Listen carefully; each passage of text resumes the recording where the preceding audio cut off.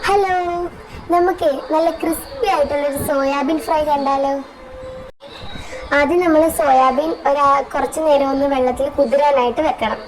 ശേഷം നമുക്ക് ഒരു പാൻ എടുത്ത് അതിനകത്തോട്ട് എണ്ണ ഒഴിച്ച് എണ്ണ ചൂടാകുമ്പോഴത്തേക്ക് കടുകിട്ട് കടുകൊന്ന് പൊട്ടി വരുമ്പോഴത്തേക്ക് അതിനകത്തോട്ട് ചെറുതായിട്ട് അരിഞ്ഞ ഇഞ്ചിയും വെളുത്തുള്ളിയും പിന്നെ കുറച്ച് വേപ്പിലയും കൂടി ഇട്ട് ഒന്ന് മൂപ്പിച്ചെടുക്കണം.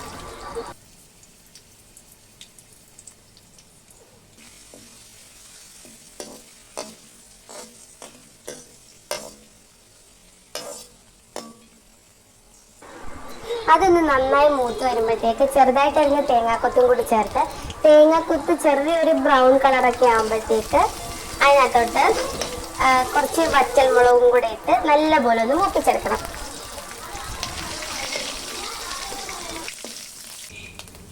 ഇനി അതിലോട്ട് ചെറുതായി അരിഞ്ഞ സവോളയും കൂടി ഇട്ട് കുറച്ച് ഉപ്പും കൂടി ചേർത്ത് ഇതൊന്ന് നന്നായിട്ടൊന്ന് വഴറ്റിയെടുക്കണം.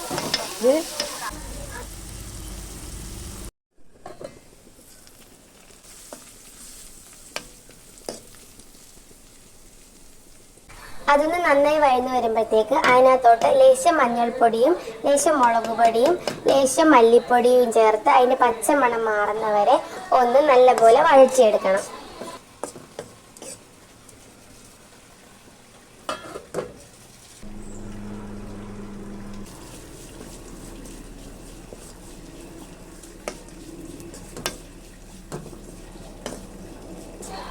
നേരത്തെ കുതിരാൻ വെച്ച സോയാബീന് നല്ലപോലെ വെള്ളം പിഴിഞ്ഞ് കളഞ്ഞിട്ട് ഇതിനകത്തോട്ട് നമുക്ക് ചേർത്ത് കൊടുക്കാം. ഇനി ഇത് നമുക്ക് നല്ലപോലെ ഒന്ന് ഫ്രൈ ആക്കി എടുക്കണം.